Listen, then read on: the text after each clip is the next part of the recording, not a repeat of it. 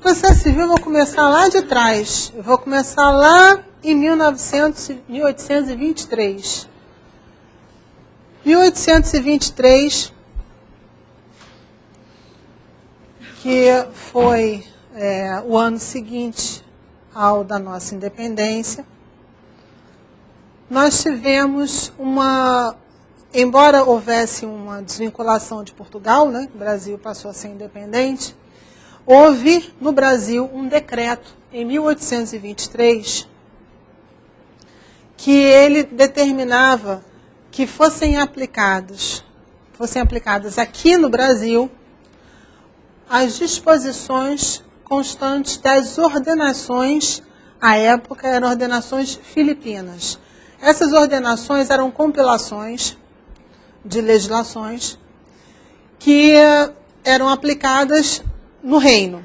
Em Portugal, houve 3 ordenações.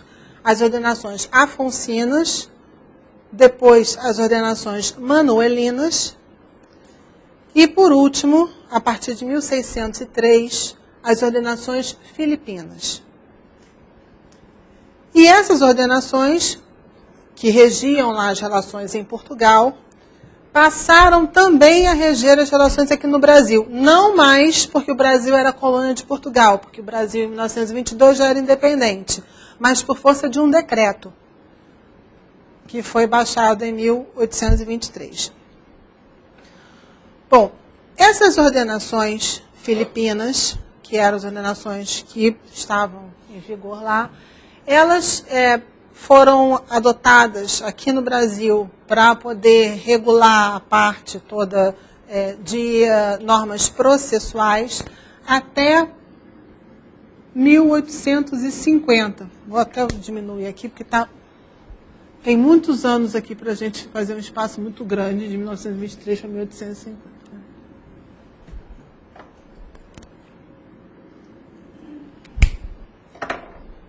Até 1850. Em 1850, foi editado um outro decreto, esse já de número 737,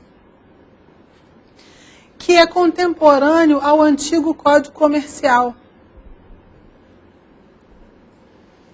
que serviu para dizer que nas questões relacionadas às demandas comerciais, ou seja, aqueles conflitos oriundos daqueles direitos da parte de direito comercial, eles seriam resolvidos não mais pelas disposições das ordenações filipinas, mas sim por disposições específicas que vinham nesse decreto, que ficou conhecido como Regulamento 737.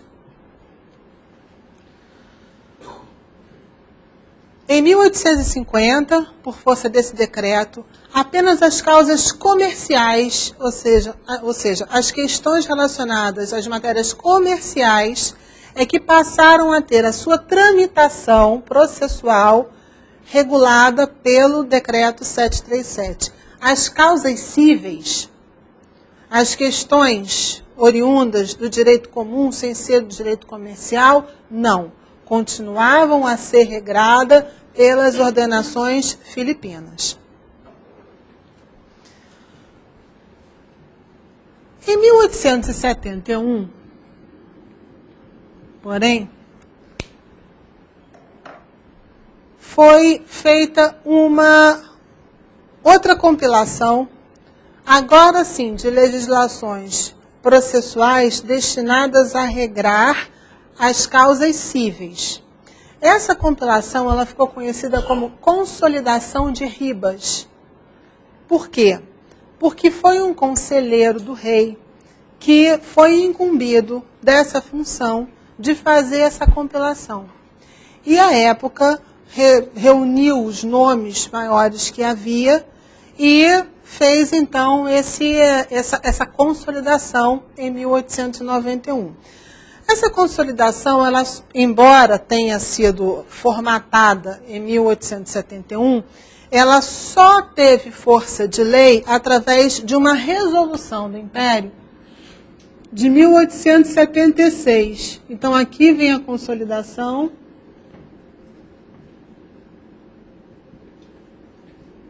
de Ribas, que, com força de lei, por uma resolução do Império de 1876.